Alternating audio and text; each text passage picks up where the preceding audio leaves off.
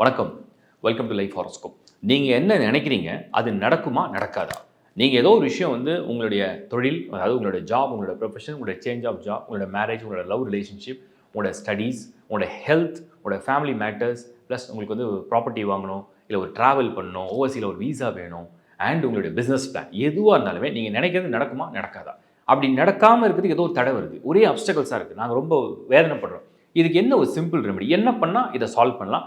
எப்படி இந்த பாசிட்டிவ் லக்க என்ஹான்ஸ் பண்ணலாம்? அந்த பத்தின ஒரு வீடியோ தான் குடுக்குறேன். இது ரொம்ப ஷார்ட் வீடியோ. 2லிருந்து 3 நிமிஷம் தான் இருக்கும். சிம்பிள் ரெமெடிஸ் குடுக்குறேன். ஃபுல் வீடியோ பாருங்க. அழகா பயன்படுத்தி பாருங்க. நிச்சயமா இந்த மாற்றம் வரும்னு நான் நம்புறேன். ட்ரை பண்ணி பாருங்க.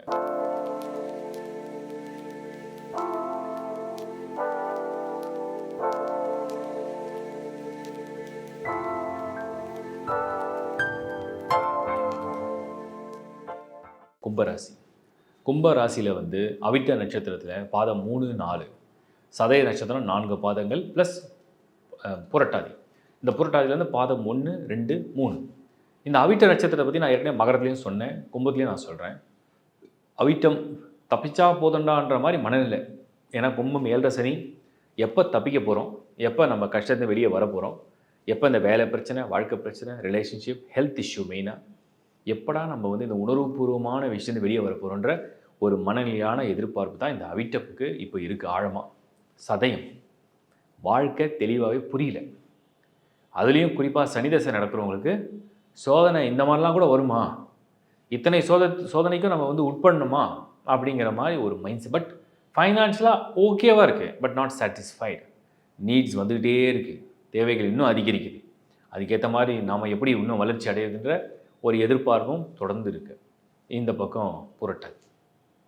இந்த புரட்டாதி நட்சத்திரம் எப்போ எனக்கு இந்த 7 சனி முடியும், எப்போ எனக்கு பதவி வரும், எப்போ எனக்கு நல்ல வேலை கிடைக்கும், எப்போ என் லைஃப் செட்டில் ஆகும், எப்போ என் life stability, financial stability, family stability, என் ஃபேமிலியோட நான் ரீயூனியன் எப்போ ஆகுறது, ப்ராப்ளத்தை எப்படி சால்வ் பண்ணுறது, ஹெல்த் இஷ்யூ எப்படி ஓவர் கம் பண்ணுறது, இந்த மாதிரி ஏகப்பட்ட பிரச்சனையை தொடர்ந்து நீங்கள் ஃபேஸ் பண்ணுறதெல்லாம் தனித்தனியாக நட்சத்திரங்களாக சொல்கிறேன். மொத்தமாக இது கும்பம் அப்படிங்கிற ராசிக்குள்ளே அடங்கியிருக்கு.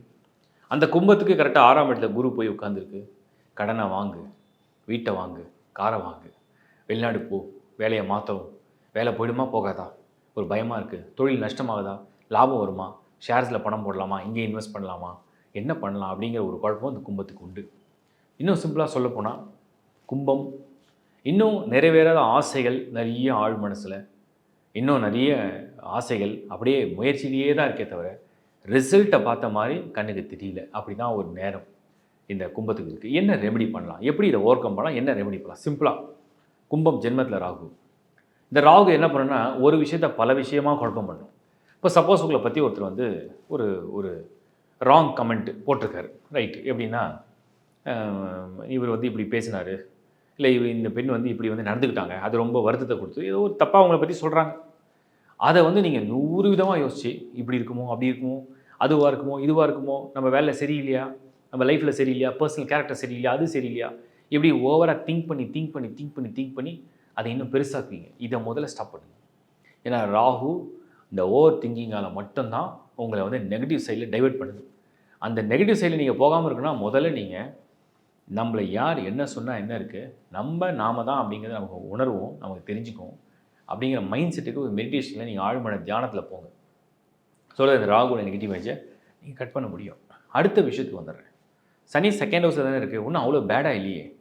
முயற்சி எடுக்குது, ஒவ்வொரு படியாக அது ஒரு முயற்சி எடுக்குது. எடுக்கும் போது தடை வருது, எடுக்கும் போது ஒரு குழப்பம் வருது, எதிர்ப்பு வருது. பட் அதையும் நீங்கள் தாண்டி போக தான் செய்யணும். வாழ்க்கையில் நம்ம ஒரு தேவை இருக்குது, ஒரு தேடுதல் இருக்குன்னா நாம் ஸ்டாப் பண்ண முடியாது.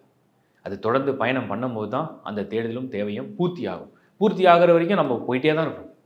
ஸோ இது எங்கேயும் ஒரு புல் ஸ்டாப் வச்சு நிறுத்திக்காதீங்க.